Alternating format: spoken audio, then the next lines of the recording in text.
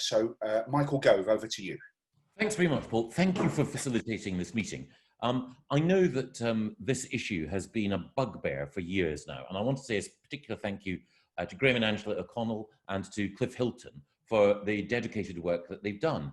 The new housing that is coming to Deep Cut is housing that people have been, to my mind, as a community, very understanding of the requirement for.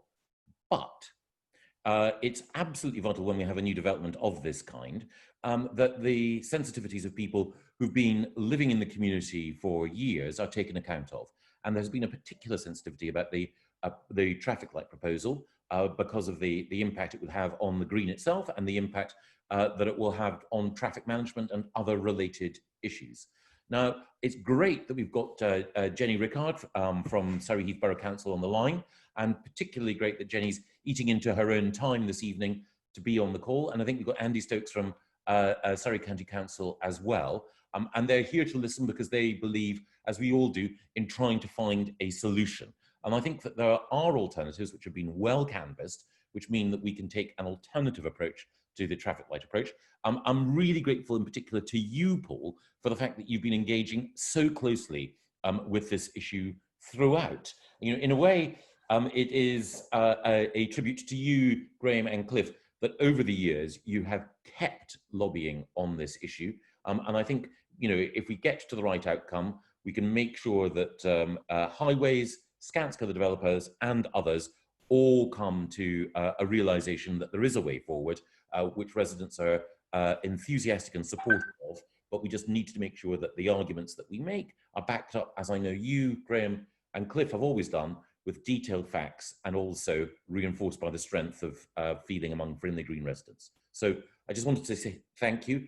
Apologies that I'll have to go earlier than I would have wanted to, but I just wanted to underline how appreciative I am of the work that you and others have put into this.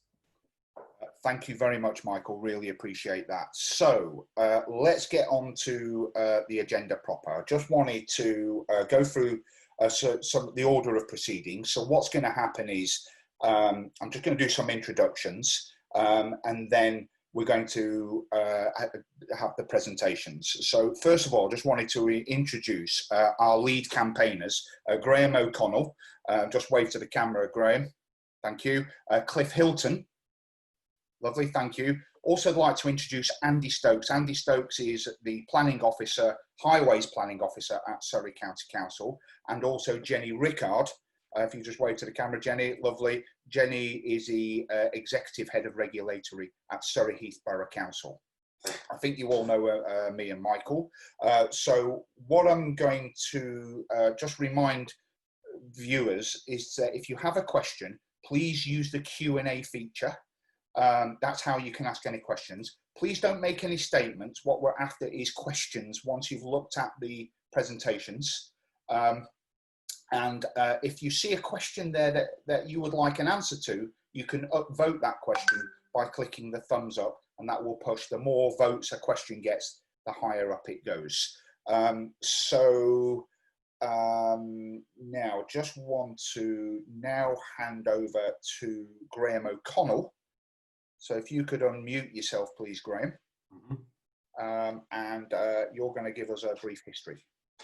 Yeah, I'm sure many people have heard some of the history before, but I'm just going to do a quick synopsis for those who haven't, and then just describe the two alternatives that we're going to be looking at tonight, and then I'll pass on to Cliff to say a few words.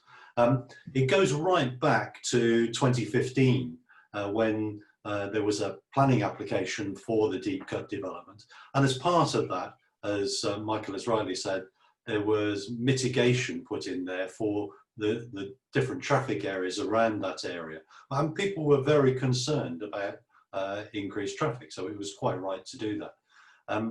The plan for Frimley Green was four-way traffic lights. That wasn't quite spelled out that clearly, and there wasn't consultation with local residents, not dedicated consultation with local residents. It was just through the planning application. A lot of complicated documents to get through, and so unsurprisingly there was very little comment about this. Subsequent to that, there were communications meetings by the developer, but it didn't raise the fact there was going to be traffic lights in Frimley Green. So it wasn't until 2015, August 2015, that we found out exactly what was happening. And Cliff at this point thought, let's do an e-petition, and that petition raised 1,202 votes, which is quite a strong response for a small village. And that's been Cliff and I's mandate to really take this forward to try and fight against the traffic lights. Now, there's been a lot of years in between, a long story. I'm not going to go into all of that. But we've all been trying in our different ways to try and find the right sort of solution. We've put forward ideas like a trial period with temporary traffic lights, wait and see what the actual traffic is going to be like and do that. But none of those, unfortunately, found favour. So about 18 months ago, we decided, well, let's bite the bullet. We will come up with our own design. So we went through all the detailed highways instructions, detailed laser measurements of the road areas, and put forward two possible designs, one slightly more radical, one more traditional. And Skanska kindly agreed to run those through the software, which we don't have available. And those designs came up showing that the enhanced roundabouts would perform better than traffic lights in peak time. And that was, I think, a turning moment for all of this. The more radical design, I think I was rightly sort of picked up that it was probably not the easiest solution. But the other design is the one that you'll see in a moment, where we are looking at improving the existing roundabout structure and improving the highways and the overall look at the area. So that's how we've got to where we are now. So Paul, could I ask you to bring up the four-way traffic lights design? Of course, yeah, if you could just give me a moment, and I will share my screen. Bear with me. Go. Lovely. So I'll just move that along for you. So that's the original proposal. Lovely. Okay, thank you, Paul. So as you'll see there, if you're graphically minded anyway, the proposal was to take away the roundabouts and put in four-way traffic lights and some widening of the green, a widening of the road, which involved taking a fair slice of the green. It's hard to tell precisely how much, but we reckon around about 180 square meters of green would disappear in a slice going around the whole of the junction. The traffic lights, in order to keep the traffic flowing, weren't going to be controlled for pedestrians, so there wouldn't be a little button where you could press. And we just felt not only was this visually unattractive, we weren't convinced that this would perform well, particularly during off-peak. And we really pressed to try and get some off-peak data on this, but there was real reluctance to do any assessment of the impact off-peak. But based on forecasted increases in traffic, and of course we now know that there may not be those increases because of recent events, but based on the forecasted increases in traffic, the traffic lights did appear to improve performance over the existing roundabouts. So it was quite hard to argue against that hard data that was coming through from the forecast. But as you'll see there, it's a big intervention in a small village. This will be really an urbanization of the village. And from what everybody has been saying, there was real doubts whether it would work. Now, I know a lot of people have said about when temporary traffic lights there, it's been a nightmare. These would at least be smart traffic lights, but they would be more effective than temporary ones. But the general experience that people have had in the roundabouts, and people who drive through it on a regular basis, I think were convinced that the roundabouts were more free-flowing and more likely to actually work in practice, rather than the sort of hypothetical model that was forecasted well into the distance, which doesn't always prove to be accurate, as we've found from looking at other examples. Paul, could you move us on to the next slide, if you would, please? Sure, there you go. Thank you. Okay, so this is our design for the roundabouts. Essentially the same basic structure, 2 mini roundabouts. There's some widening of the highways to make way for additional lanes, which is what really produces the increased performance. This is a thinner sliver. It's very little part of the green, about the width of a pavement going round, probably in total about 80 square meters, so significantly less than will be required for traffic lights. We think aesthetically be more beneficial for pedestrians. And as I say, when it went through the computer modeling, this design performed better than the planned traffic lights. So this is the design to beat, as it were. The key features for both designs, I think, is coming down Frimley Green Road, where there is 1 lane approaching the roundabout, that will go to 2. Coming down Wharf Road, there's a brief bit of 2 lanes, but that will actually go to 2 lanes proper, and some slight widening of the lanes to allow better turning in the centre of the junction, and some slight changes to the pedestrian area just outside the hairdressers and fish and chip shop. But broadly speaking, it's the same roundabout structure, but enhanced and improved. This will work better for traffic, work better for pedestrians, look a lot better. And that's why we're really keen for people to support this. And all the verbal support we've had has been tremendous. But that's what we'll be here to discuss tonight. But we've been very keen for people to see this and have their views. You know, we do our best to try and represent not just our own personal opinions, but everybody else's. And we do want to hear, you know, if there are contrary views, those will also be welcome. Cliff, can I hand over to you now to say a few words? You'll need to unmute yourself though. Yeah, just finding the button. Yes, I really just wanted to add some comments from my own perspective, reflecting on the past 5 years since 1,200 local residents signed the e-petition denouncing the need for 4-way traffic lights in the village. And with the ongoing support of many residents, we now have a long-awaited opportunity to do the right thing and vote down the 4-way traffic lights scheme in favour of a more palatable solution that does not further enhance or urbanise the village. As your representatives, we thank residents for their support and urge you all tonight to take this opportunity to vote down the 4-way traffic light scheme and thereby help preserve the much loved character of our village. Thank you, Paul. Lovely, thank you very much. And I just wanted to say to the audience as well that if you've got neighbours, friends or anyone that lives in the village or the surrounding villages or anyone that really uses Frimley Green, if you're not in this meeting tonight, it doesn't matter because I will make a poll available afterwards online, which we're going to share all over the place, and everybody will get their opportunity to say which scheme they would prefer.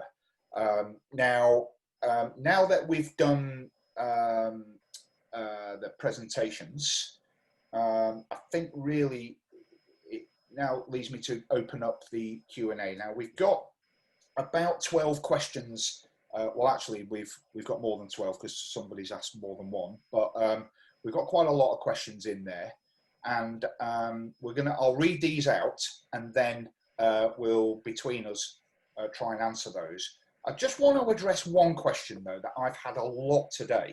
I don't know if Graham or Cliff have had similar questions, but quite a few people have emailed me today and said, well, why do we need either? Why don't we just leave it as it is? Why don't we just not do anything? You know, it's been fine as it is. So if it's not broke, don't fix it. Well, I think that what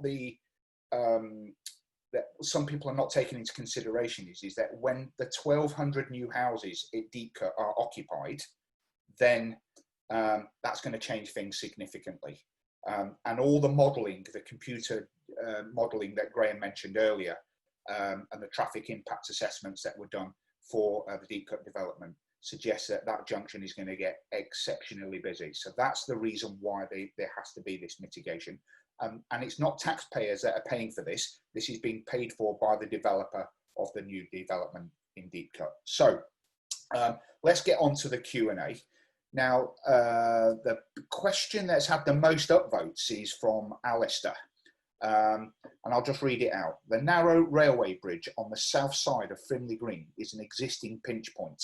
Buses and similar sized vehicles have to wait for oncoming traffic to clear before proceeding into the centre of the road under the narrow railway bridge.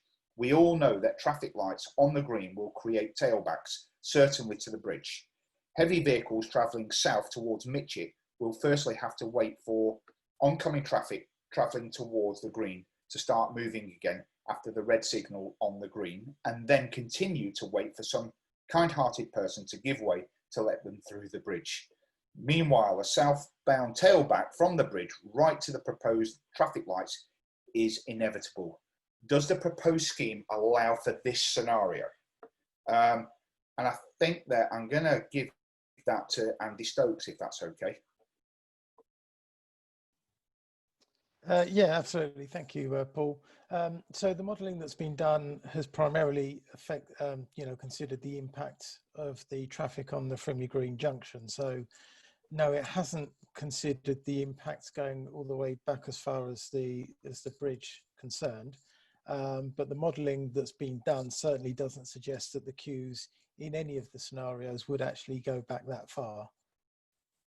So, Right. So in that sense, there wouldn't need to be that assessment because none of the assessments show queuing going back that far, if that makes sense. Lovely. Thank you very much, Andy. The next question, and has had 10 votes, upvoted, I should say, is from Simon. Why was only traffic lights considered, as it is quite obvious that traffic lights would cause more congestion than roundabouts? Again, I'm going to give that to Andy, if that's okay. Yes, thanks, Paul. Yes, that one, in terms of the general conceptions, when you're looking at highway design solutions, the natural step from roundabouts would be to look at traffic signals. And I think that's probably what happened here with the choices that the developer went through when they were doing their transport assessment. Now, that's a very general approach. That doesn't mean to say other solutions might not work. And so clearly, whilst traffic signals have been proven or shown to date to be one way of mitigating the additional traffic at this location, the work that we've done with Graham and Cliff and with Skanska have revealed actually that enlarging the roundabouts as proposed would provide a similar level of mitigation. So why it wasn't done, I can't say. They were the choices that were made by the developer at the time, back in 2012 or thereabouts. But obviously through the work that we've done with residents and yourself, Paul, and Skanska, we've had that opportunity, which is rare, it has to be said, to be able to revisit that and consider whether something else could work. And in this situation, it's shown that a different solution could work equally as well. Yeah, rare indeed. I mean, I've never known, in my time anyway, in 10 years, to get you guys to change your mind on something. So Can I just add a brief comment to that, if I may? Yeah, Andy is quite right in what he's saying there.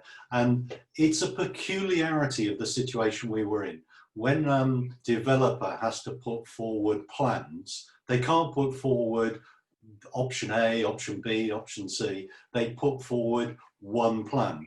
And in fairness to the developer, they put forward what they thought was going to be the most expensive, the biggest intervention to try and tackle the issue.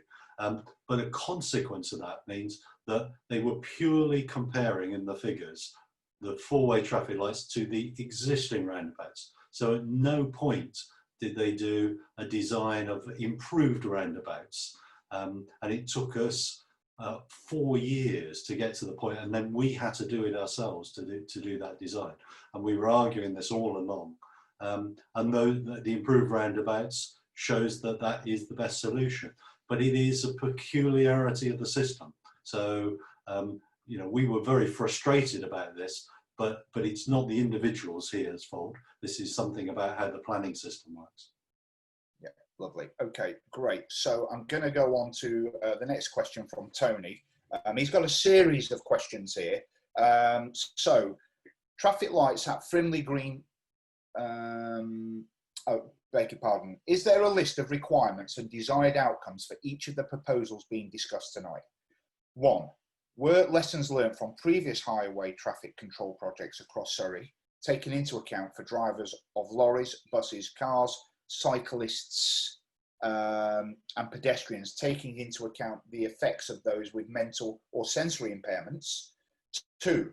When looking into feasibility of traffic light synchronisation at the roundabout, did the council's transport planners take into account the views of residents with lived experiences for contingency planning for traffic failure and the congestion this may have on the surrounding areas? 3. Was the impact of stationary cars emissions environment taken into account when traffic is at a complete standstill with exhaust fumes polluting the air during peak hours during the day? And 4, what safeguarding preventative steps have been put in place to enforce that? Quite a lot there, but a lot of it is around lesson learning. And I think Andy is probably the best person to answer. Did you take into consideration lessons learned from other projects, for instance, across the county? Thank you, Paul. I suppose my answer to that really, I suppose, has to be that yes, clearly we're always looking and learning and trying to better schemes based upon previous experience and where we learn from elsewhere. Sadly, it's not possible to know of every implication of every new scheme that takes place around the county, but where we know of particular problems, then if they're made aware to us, then we will try and incorporate those to stop them happening again. I'm just trying to look at the questions, Paul, because they seem to well, the other one, the screen. There was some others. Yeah, no, it's okay.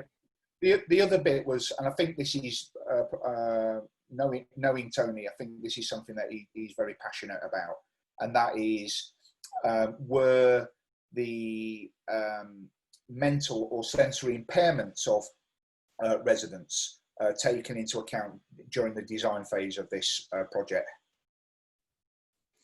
Yes, in a simple sense, in a very broad sense. So, as with any highway scheme, it goes through a series of safety audits. Now, an audit has been done on this alternative scheme already. It's a very high level one because the level of detail in the design just simply isn't there yet.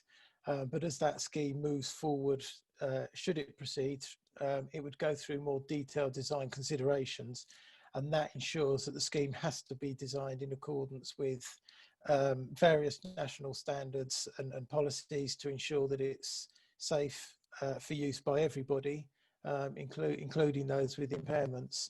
So yes, as far as can be done at the moment, that audit takes into account all users, and it will continue to do so should it proceed, and as we move into more detailed design considerations. Okay, and sorry, can I just briefly add something on that? Okay. The original four-way traffic lights didn't take account of environmental impact, didn't have any benchmarks on any others, didn't explicitly in the report pick up anything about disabled people or indeed cyclists. There was no pedestrian assessment as part of it. But we have done that for the enhanced roundabouts.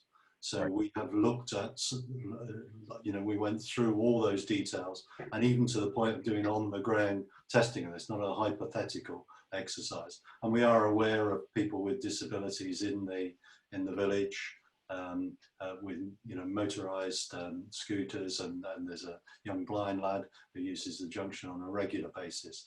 All those factors we've tried to give as much weight as possible, so that it is, you know, it's a practical solution for all residents.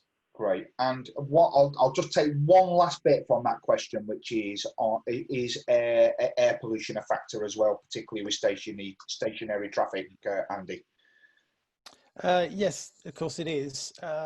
With the original scheme and of course with this scheme, as you alluded to earlier, Paul, the original scheme obviously looked at what queuing might result, as has the alternative. But as you alluded to at the start, the do nothing option, i.e. to leave the roundabouts as they are, was predicted to cause significant congestion. And therefore, whether we're looking at a traffic light solution or whether we're looking at an enlarged roundabout solution, both of those would reduce congestion significantly compared to the do nothing scenario, and therefore would only go to improve air quality and reduce congestion compared to the do nothing scenario in the long term. Great, thank you very much. The leading study on this was actually done by Surrey University 3 years ago.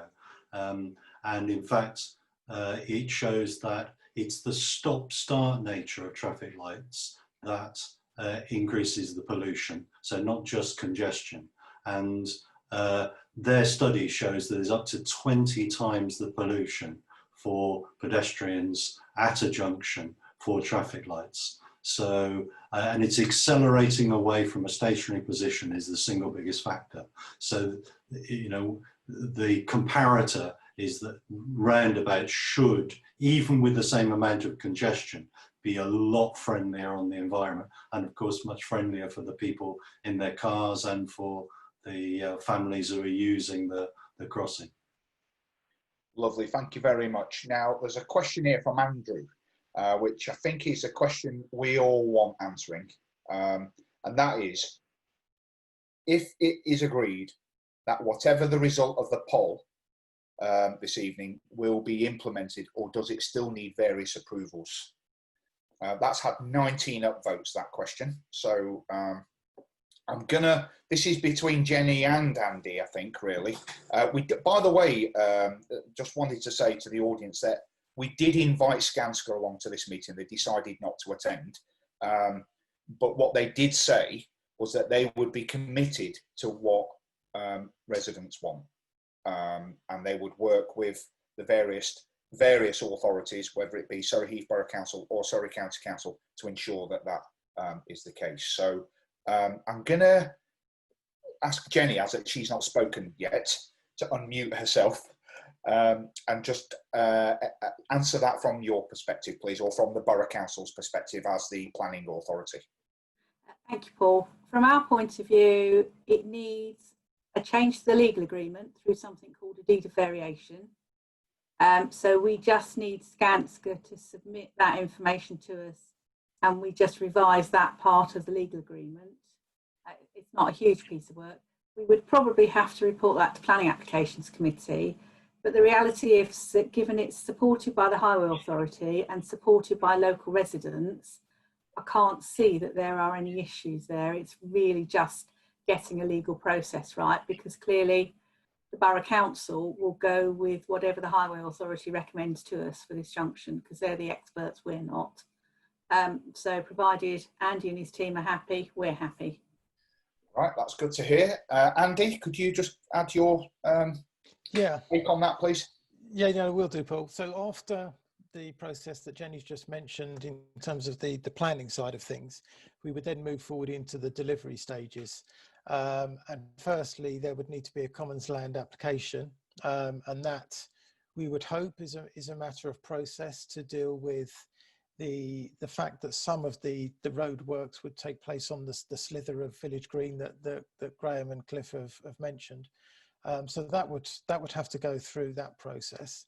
And then beyond that, it's then into the standard highway authority processes, which in itself does take some time. We have to go through a series of design checks with the developer. So they prepare their designs, we analyze them, we check them, we make sure they're using the right materials, we make sure it's to the right specifications and so on.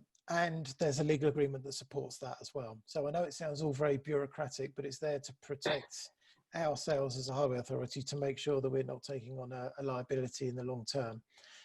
So we would have to go through that process as well. So it takes a little bit of time. So, there's no need to expect sudden changes there immediately, because these processes all have to be followed before construction can actually start. Now, Could I add go ahead. And Andy quite rightly says about, you know, all the different components that would need to be done. We're not going to leave this at this point. We will be on the case. So we want to make sure the right materials are used, and we want to make sure that the signage is kept nice and clean and visible. So we'll be on the case right the way through this. And for example, we'll want to be checking on what the implications are on the green. There's been bulbs planted all along there. We'll be hoping working with the developer to make sure that new bulbs will be planted. We want to make this an enhancement, not just for traffic users, but for residents as part of this. Yeah, thank you. I think we'd all agree with that, Graham. So it sounds to me as though we have a willingness by the borough and the county council that if we can demonstrate that this is the roundabout solution is what residents want, then they will work to make that happen for us. So thanks for that. Now I'm going to go on to the next question, which is our 21 upvotes. When do you anticipate the upgrade works to be carried out? I'll give that to Andy. Obviously, bearing in mind what we've just discussed and getting all that in place, it's going to be difficult to give a precise date, I would imagine. Indeed, it is, Paul. I anticipated this question might come up, so I tried to sort of jot down a few thoughts earlier to see what that might be.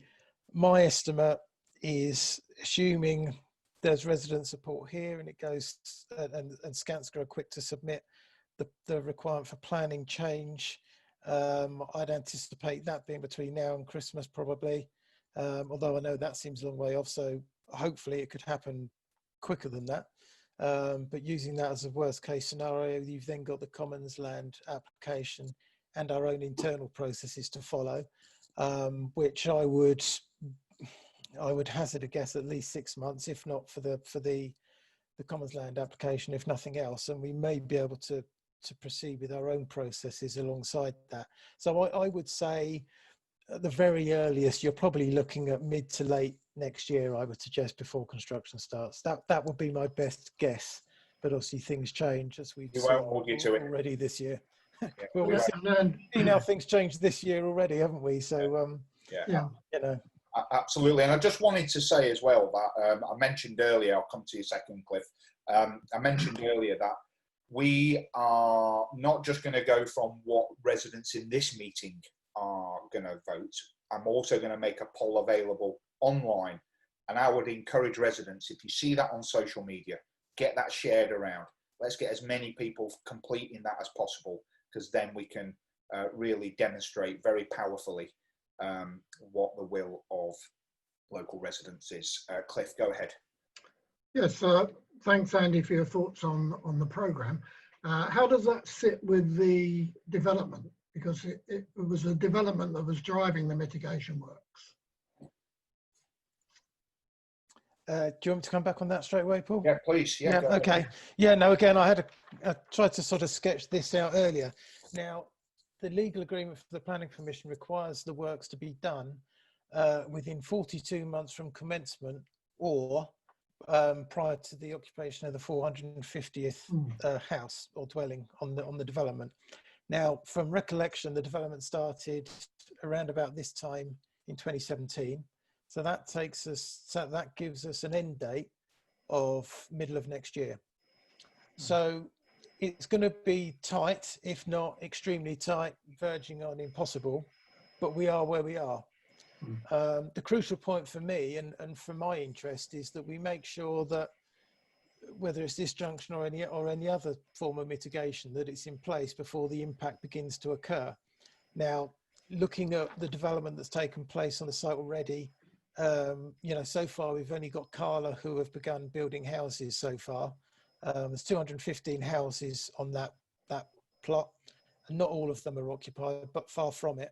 So we're a long way off yet the 450 dwelling trigger. So we are where we are. I think there's going to have to be a relaxation in that particular trigger on the planning permission, and providing that doesn't give rise to more than 450 houses being occupied by the time the houses are occupied, then I don't have a problem.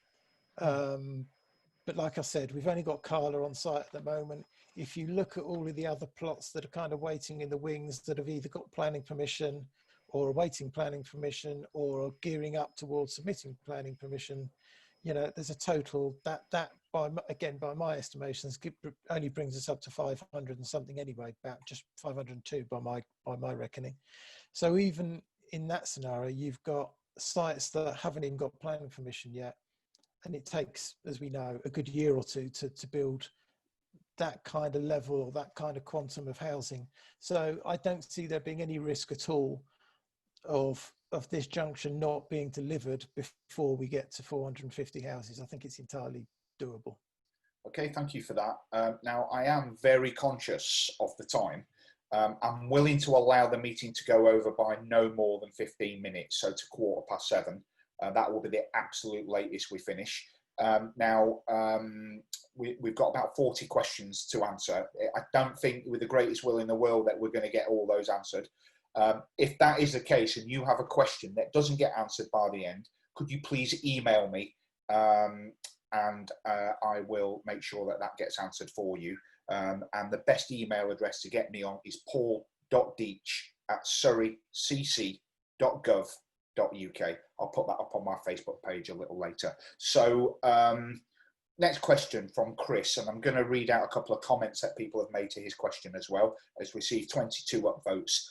With the revised roundabout scheme, would a 20-mile-an-hour speed limit from maybe Frimley Lodge to Frimley C of E would make traffic flow much better, improve safety and reduce noise? Has there been any consideration to this?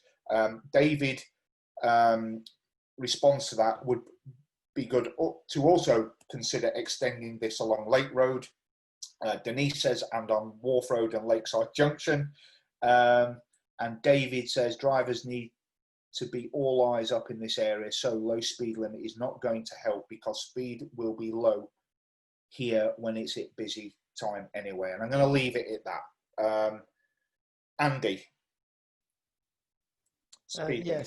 Yes. A common question we get to the local area committee. Absolutely. Yeah. It has been something that has been given at least a high level of consideration. I think probably it's fair to say nothing more than that. If we were to look at going down that route, obviously we would need to discuss with Skanska to see whether they would be happy to promote that. We would also need to assess it against our own speed limit policy, which is in place in Surrey. And in order to do that, we would have to measure existing speeds, and we would need to be satisfied, or we would need to satisfy the police, more to the point, that the existing speeds are low enough to substantiate a reduced speed limit. I know it sounds a little bit like chicken and egg, but obviously the police have a finite level of resource, and clearly what they can't do is enforce a 20-mile-an-hour speed limit where clearly everyone's driving at far greater speeds. So there are certain thresholds and constraints that we can work within, but it's certainly something that we can raise with Skanska for discussion. There's a whole host of considerations in terms of legislation that we would have to look at, but it's something in principle that we could raise with Skanska and certainly discuss. Thank you, Andy. Can I just add to that? It's certainly something we've considered. Cliff mentioned just that very point, actually. But that is something for highways to talk to Skanska about.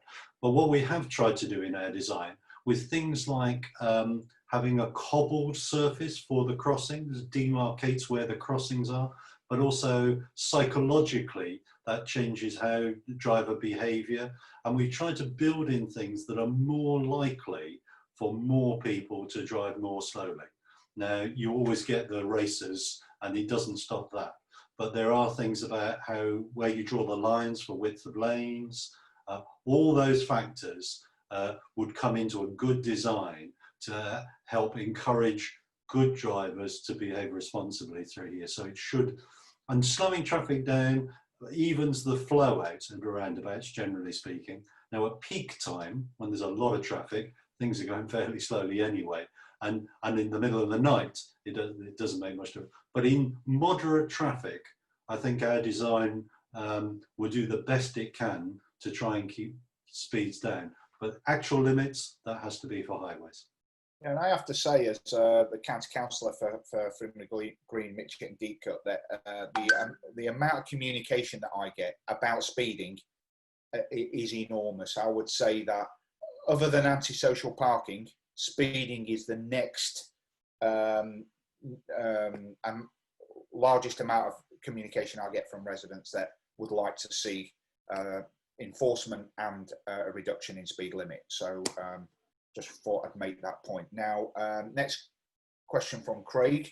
What is the provision to stop Beach Road and Buckhurst Road becoming a rat run if traffic lights are installed? That's received 18 upvotes with some other comments from Tracy. I'm a resident on Buckhurst Road and have serious concerns about this as our children often play outside. Has this been considered? Dan says unlikely, takes ages to get around that anyway. And Nicola says, and the other side of the village between One Stop and Cross Lane. Andy. Thanks, Paul. Yeah, this has come up. It's one of the questions that I think Graham and Clifford had probably asked us over the years. Yes, it has been considered. When we were looking at traffic signals, clearly our comparator was the do nothing option. And so our view in the regard to traffic signals was that the queues with traffic signals would be far less than if you did nothing. And the queuing that you would get from traffic signals would be comparable to what you get there now, or what was there now, 2018 or 2016, or whenever the surveys were done. Now, the same applies in terms of roundabouts. So we've got to remember that whether we're doing enlarged roundabouts, whether we're doing traffic signals, the queuing will be far less than if you did nothing, and they would be of a general level to that which you might have occurred over previous months. I'm not going to say now because obviously we're in a slightly different position at the moment. But given that the queuing wouldn't be any worse, then you shouldn't get any additional running through those roads. Clearly, if there were to be additional rat running and it was demonstrated that that was to do with whatever scheme gets implemented, then there are options within the legal agreements that we have with the developer to try and do something about that. Clearly, we can't promise the earth, but there is a mechanism within there to try and get some redress if those kind of problems start to occur. And you won't be surprised that I'm going to disagree with some of what he said there, because we've been through this quite a few times. We've raised about the rat runs through the hatches, round the green, Buckhurst and Beach. Most of the evidence around this is actually at traffic lights. The behaviour is different because people just arrive at a point where a red light comes and they're stationary, and that's the point where they think, I'll nip around this way to avoid the red lights. Because of course at four-way traffic lights, if you just come up to a red light, you're going to be waiting there for some time. Whereas if you're just coming up to a roundabout and there's only two cars in front of you, which is the case at One Stop, you're not likely to take a whiz around the other side of the green when you're only two cars away from reaching the roundabout. So the driver behaviour factor is an important one. And I think it's fair to say in the original four-way traffic lights, in the traffic assessment, no account was taken of the rat runs. And that's why we've raised it and why we still feel passionate. We think the new roundabout design, we have taken as much account of that, and that's why we're so pleased that it performs more effectively than traffic lights. Okay, thank you for that. Okay, so the next question, Fidra, I think I've pronounced that correctly. So if we have traffic lights, what happens when lorries that are over height try to get under the bridge have to reverse up the road safely? I mean, that is something that happens a lot down that road. I get a lot of complaints about that too. Andy, have you taken that into consideration? Well, the bridge is certainly that little bit further distant from the junctions, isn't it? Yeah. And clearly you don't want bridges going or getting stuck under the bridge. So no, I'll be honest, no, it's not specifically something that we would take into account, because it's not something that should be happening. Now, that's not to say it doesn't happen, I get that, but it's difficult to design a scheme or legislate for a scheme based upon an activity that shouldn't actually be happening. Is there anything we can do? Sorry to interrupt. Is there anything we can do from a signage point of view? I mean, I know that not a lot of people look at signs, to be honest, and we don't want to clutter the village up with signs. But is there anything, do you think, that we could do to help make sure that truck drivers are better informed? Yeah, potentially. I think with whichever scheme gets delivered, there's always scope to improve on the signage that's already there. And if that helps to mitigate some of the problems that clearly has been experienced locally, then yes, absolutely. Let's keep that in mind then. Okay, thank you very much. So the next question is from Nigel. Do we have to have heavy goods vehicles? The training HGVs cause chaos in the village. I'm going to answer that. You'll be pleased to know that that is going to stop being a problem pretty soon. In fact, it may have already stopped. Yeah, it may have already stopped, because those HGVs are as a result of the Defence School of Logistics at Princess Royal Barracks, and that is the phase 2 and 3 recruits learning to drive HGV vehicles. That's why there are so many of them. My understanding is that there's actually only 10 military personnel left in the barracks right now. And they're not recruits. They're in fact, most of them are senior officers. So I think that problem instantly goes away the moment PRB is decamped. So it has stopped quite recently. Yeah, it does appear so. I mean, again, I used to get a lot of complaints about that, and you could tell the quality of the drivers, because quite often the grass verges would get chewed up and all sorts, where their turning wasn't quite right. So that I'm glad that that's not a problem anymore. So the next question from Simon: having now assessed the modelling data of the enhanced roundabout scheme, does the council now support this scheme rather than the traffic light proposal? I think that has already been answered, but I'll just let Andy just come in on that. I'm pretty sure that you're basically saying, provided we can demonstrate that the roundabout solution has support, then you're going to support it. Yes, in effect. That's not to say that we don't support traffic signals, because that's obviously what's been agreed as part of the planning permission. Yeah. So if that were the scheme that came through all of this process, if it turned out that there wasn't support for this and the roundabout scheme was the only one that we could proceed with, then clearly we would support that as well. But yes, definitely we support this alternative proposal as well. That's good to hear. Thank you very much. Next question from Matthew. Traffic lights would likely cause the roads around the back of the green to be used as shortcuts. Has this scenario been considered? And Nicola adds to that, and also Cross Lane would become a rat run from one stop to opposite the pub.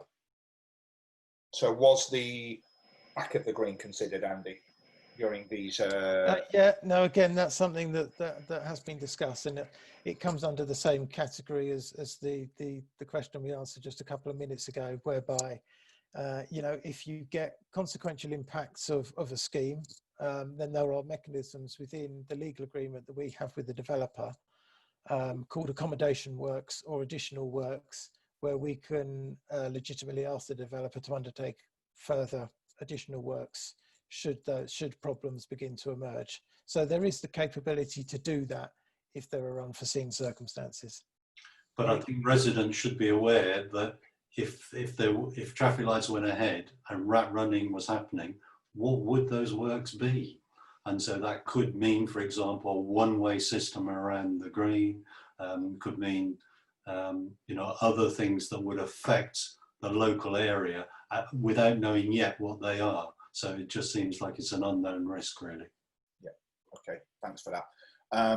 One from Frank, is there any possibility for the traffic from Deepcut to Guildford area be diverted by the Army Road or next to it, Brookwood?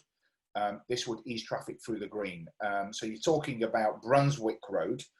That is a question that has been mooted ever since the the announcement from MOD that PRB would be sold off for housing? The answer is no.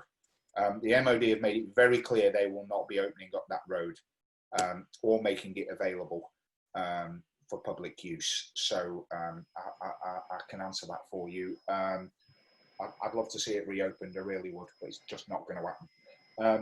The next question from Nigel: the slip road that negates the need to turn left at the second roundabout towards Mitchett, could it go? It can cause pedestrian confusion. Andy? Well, that slip road, I note the concern there, but the slip road does serve parking for those number of shops on that section.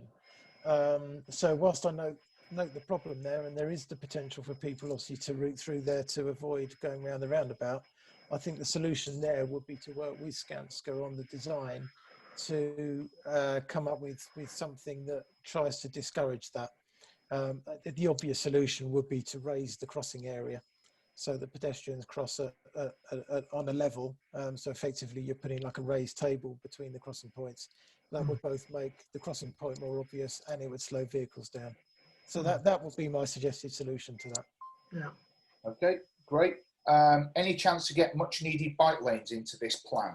I don't think it will be in this plan. I mean, Andy might be able to add more to this, but I do know that there's a lot of work going on by Surrey County Council Highways to improve the network, and some more funding is on its way, I believe.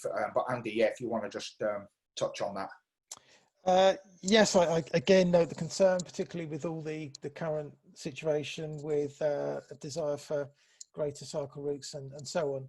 Unfortunately, this part of the planning permission didn't include provisions for additional cycle routes, and the fact that it's not in the planning permission means that we can't reasonably now ask for them to be included.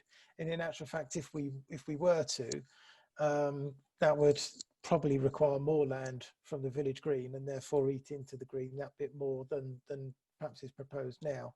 The longer term solution, of course, might be to actually route cyclists around the other side of the green, but sadly there's no specific proposal to make any greater provision for cyclists at this location at the current time. Can I say we did consider this in our design, and I looked at the possibility of cycle lanes. And actually on the green side, it's less of an issue because people can cycle across the green. There are paths, and it's actually shorter to cycle across the green and safer than using the road. It's on the other side that's the problem, and there are issues of there are certain sizes of pavement you must have and turning circles, and if you look where the estate agent is on the corner there are real problems, and it was just not technically possible. And I'm not an engineer, but from my studying of it, it just didn't seem possible to get a cycle lane, because I thought, if you could, what a great opportunity to do it. As part, now would be the time to do it, but it just didn't seem feasible as the junction as it is in some directions. But as I say, the green itself acts as a bit of a cycleway. Okay, thank you. Now, I just want to say that, like I said, I'm prepared to let this meeting go on 15 minutes late. However, I do realise that I did say to Jenny and Andy it would only be an hour, and we are cutting into your private time. So if you did want to leave at 8, we're not going to hold it against you. But the next question is from an anonymous attendee. For clarification, please, the new roundabout scheme is principally enhanced traffic lane design rather than larger diameter roundabouts. Let's let Andy take that, please. Okay, thanks. Yes, whether the painted roundabout themselves are any differences in size to existing is neither here nor there, to be fair. Where we get the additional capacity from is for the additional lanes on the approaches, and also the additional width to some of those lanes as well, which therefore makes it easier and quicker for vehicles to be able to pass through the junction. So in effect, what you've got with the enlarged roundabout scheme is a very similar curbing arrangement to that you would have seen with the traffic signal scheme. But of course it's configured as roundabouts, and therefore it's the increased number of lanes, the increased width of lanes that gives you that additional throughput. Okay, great. So next question. So at the bottom of Wharf Road, how will the extra lane be achieved space-wise, Andy? Okay. You're a popular guy tonight, Andy. Yes, no, that's fine. That's fine, Paul. So I don't know whether it's possible to get the drawing back up on the screen. I can do that. Just give me one moment. Yeah. But whilst you're doing that, in simple terms, I suppose, if you can imagine the existing footway where the bus stop is outside the shops on Wharf Road, it's a very wide footway frontage through there. And so what the proposal includes is how can I put this? It proposes to eat into that footway by pushing the bus stop further towards the shops, while still allowing a significant footway width there. And therefore what you're essentially doing is pushing the centre line of Wharf Road slightly north or slightly further towards the shops, which in turn gives you the additional width on the approach to the traffic lights, and therefore that gives you your additional capacity. Right, thank you for that. And if I could just say that, you know, in our design, we the curvature of that road outside the beauty shop on that corner was one of the issues. We really try to push that back, and our more radical design really cut that corner to create extra width. But there are certain rules around turning circles, but we've cut into the pavement. And some of the older residents may remember when the pavement was like that in the 1990s. It changed in 1976, first of all, to have roundabouts, and then in the late 90s, 1997, I think it was, where that pavement was built out. So it's really just taking it back to where the pavement was in the 1990s. Okay, great. Thank you very much. Next question from Michael. Surely the roundabout version will be cheaper. So what is the motivation behind the traffic light option? I'll let Andy answer that, but in my experience, it's not always about money. But anyway, go ahead, Andy. I think, I mean, I can't answer for the designers or the developer at the time as to why they went down that route. But as I mentioned earlier, the natural progression, if you're looking for additional capacity, is going to be traffic lights. That is the common approach, particularly, you know, if you're looking to gain additional capacity to accommodate for additional housing or for other reasons. So that was you know, they just naturally chose that option because I think that's the natural solution that is often taken. I can only assume that perhaps they felt that an enlarged roundabout solution may not give the desired effects, or it may not be seen as a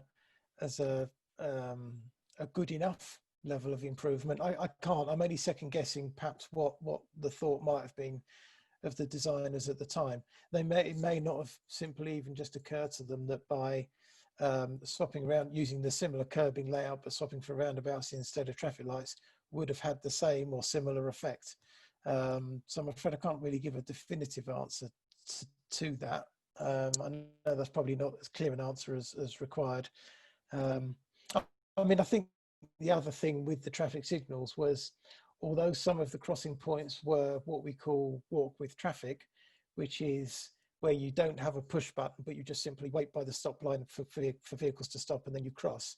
There was a controlled pedestrian crossing facility across Wharf Road proposed with the traffic signals option.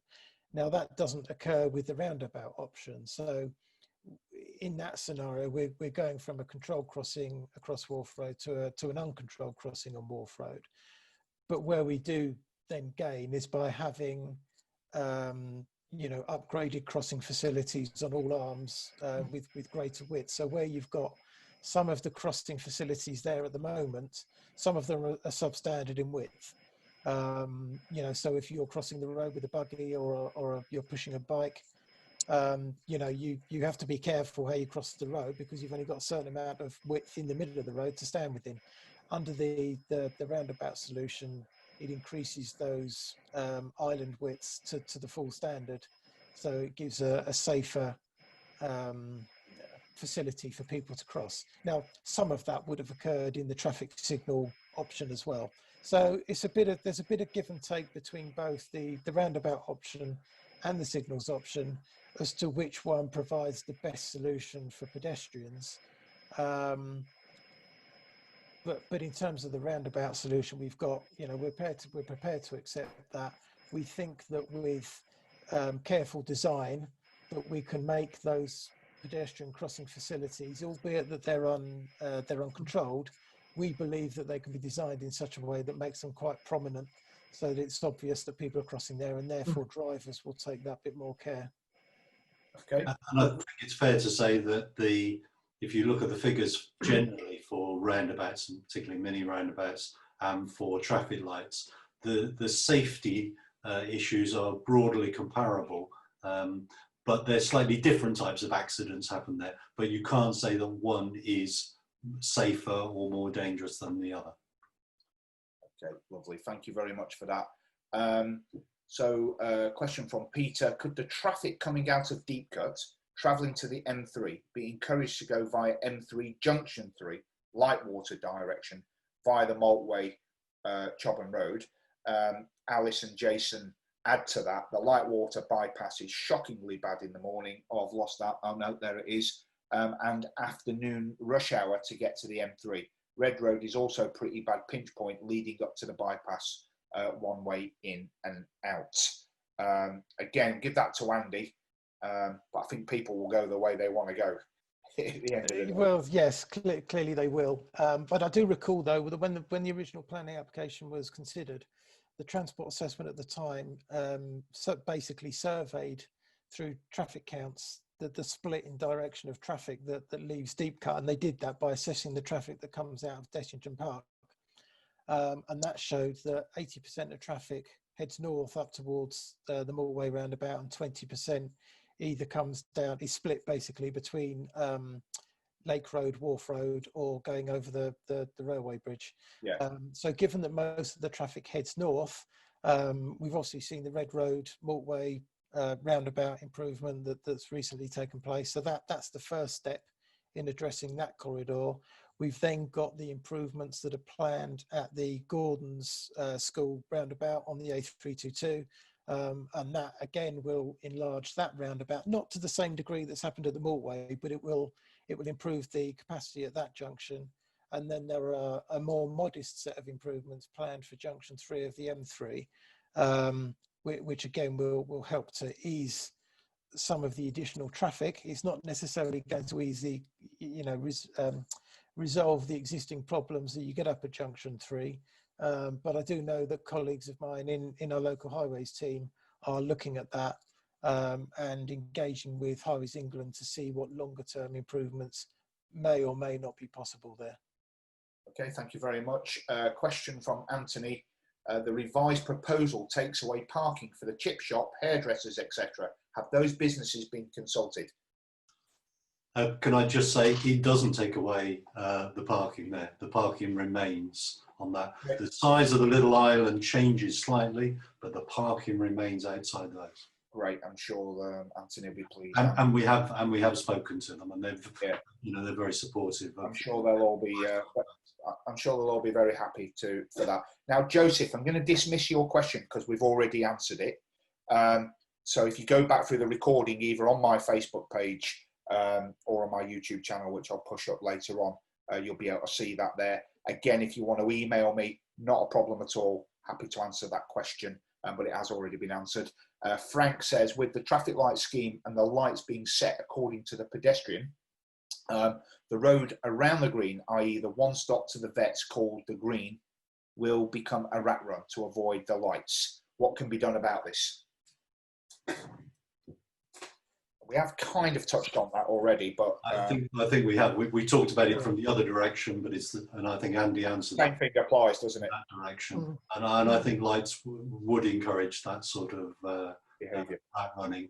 But of course, nobody know. I hope we never find out. No, likewise. Okay. Next question from Paul. As a resident in Frimley Green for 25 years and driving across the junction pretty much every day, I've seen most instances of traffic situations there, and rarely is there an issue. How many extra traffic movements does this simulation estimate in a day, peak and off-peak? And again, I'll go back to what I said earlier on, that this is as a result of the 1,200 houses at Deep Cut. And although those houses are not occupied right now, from all the traffic impact assessments that were done as a result of that planning of that development, they know that that junction is going to take much more traffic. So Andy, did you want to just add to that? No, I think you covered it there, Paul. I mean, I don't have the exact figures in front of me, but as you've mentioned, you know, if you've got 1,200 houses there, okay, we know that about 80% of it's going to go northbound, but that's still 20%-ish, or slightly less than that would come down Wharf Road and Lake Road, that would then obviously come out into this junction. And the last thing that we want is for you know, developments around Surrey, Deep Cut included, to create problems on the road network that we then have to use our own funding for to correct in the future. So there is a definite need. Clearly, that need won't be immediately apparent because you need to wait for all 1,200 houses to be built before that becomes necessary. Okay. Sorry, Paul, could I just ask Andy, when it comes to forecasting, with the current change in ways of working and predicted in the future that more people are going to be working from home and there's going to be less traffic on the roads generally, does that come into the forecasting going forward? It will have to, Cliff, certainly. I mean, we're kind of in a very difficult position at the moment because we do have development coming forward that does have to undertake these kind of assessments. And at the moment, we're not accepting surveys that are being done, you know, or that have been done within the last few months or being done at the moment for obvious reasons. The difficulty and the conundrum we've got to work with is at what point do we then start to accept surveys as being valid for the purposes of considering planning applications. And you know, how long will it take for us to return to some sense of normality, if ever? And I think that's the $billion question at the moment for all sorts of reasons, isn't it? So I'm afraid I can't answer it, but it's certainly something that's at the forefront of our minds, and something that we've got to wrestle with over the next sort of month to 6 months, if not beyond. Well, I guess one would anticipate that the traffic density will decrease rather than increase in the short to medium term. Yes, exactly. I mean, one thing that we haven't had is we haven't had developers yet come to us to argue that traffic flows have decreased and therefore they shouldn't have to build the mitigation works that they had previously been you know, signed up to. And we certainly wouldn't be entertaining the idea of any such reductions based on those kind of theories at the moment. I saw Jenny had a hand up there. She may wish to add something. Yeah, I mean, what I would say is that what you might find is that traffic flows shift, because certainly just from my observation of what's happening is that peak hour traffic flows Monday to Friday are definitely lower. I go out at the weekend and the roads are packed.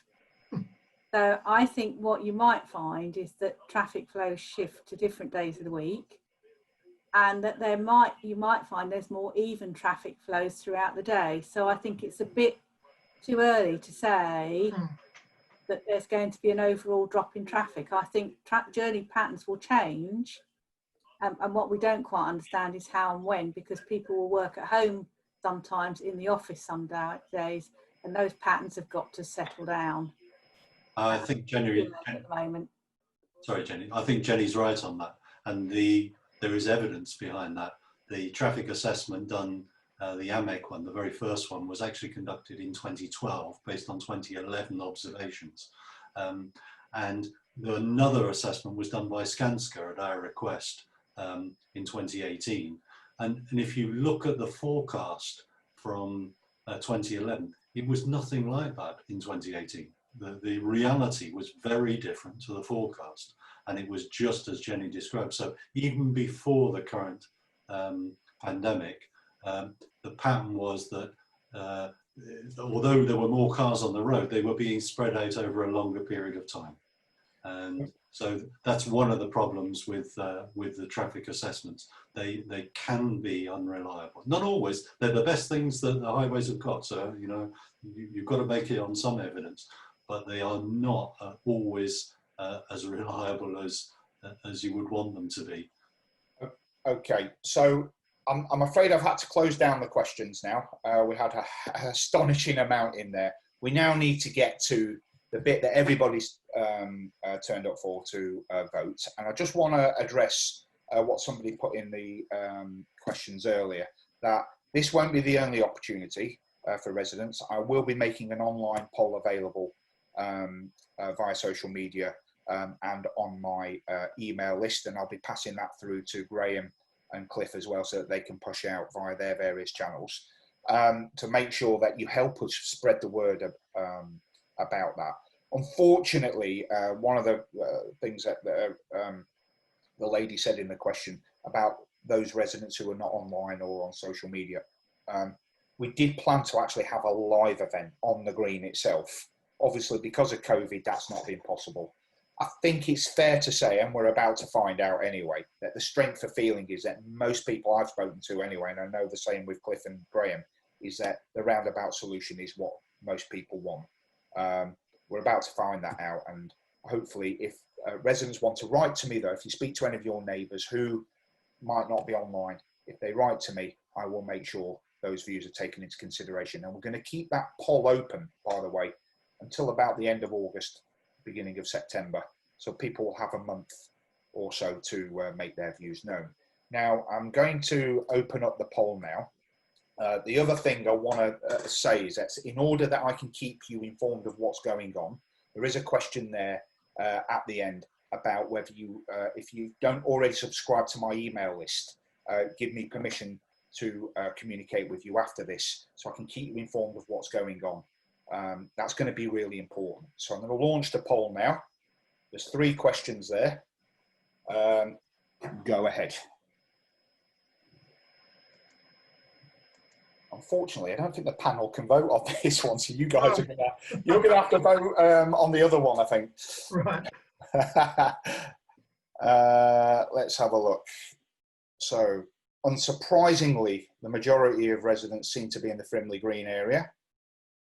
So far, Scheme B is received. Scheme A has not received 1 vote yet, which is interesting because you'd have expected to at least have 1 or 2 people that might be supporting that. I'll just let everybody vote. We've had 130 votes of the 186 in the room, so please make sure you vote, everybody. Still not 1 vote yet for the traffic light scheme. Yeah, I think we're Graham, Cliff and I are pretty pleased about that. Lovely. Still quite a few people left to vote, so please do register your vote. That's why you're here this evening. I'll leave that open for a minute or 2 more. If you've not voted, we've got 157 people voted so far. Still some more people to vote yet. But like I say, don't worry. If for any reason you're having a technical problem and you can't vote for some reason, that might be what's going on here, then don't worry. I will be publishing that on my Facebook page and on my email list. I'll be sending an email out with a link to that poll. So I just wanted to thank especially Jenny Rickard and Andy Stokes for giving their time this evening for us. It's really appreciated. On behalf of residents, I would like to thank you all. I'd also like to thank my friend Susie in the background. The audience can't see Susie. Susie has been helping me manage the Q&A. So thank you to Susie. And of course, Graham and Cliff, for all the work that you've been doing to get us to where we are today, really. You know, it's pretty compelling, that, I think. Is there still no votes for the traffic lights? No, not one vote so far.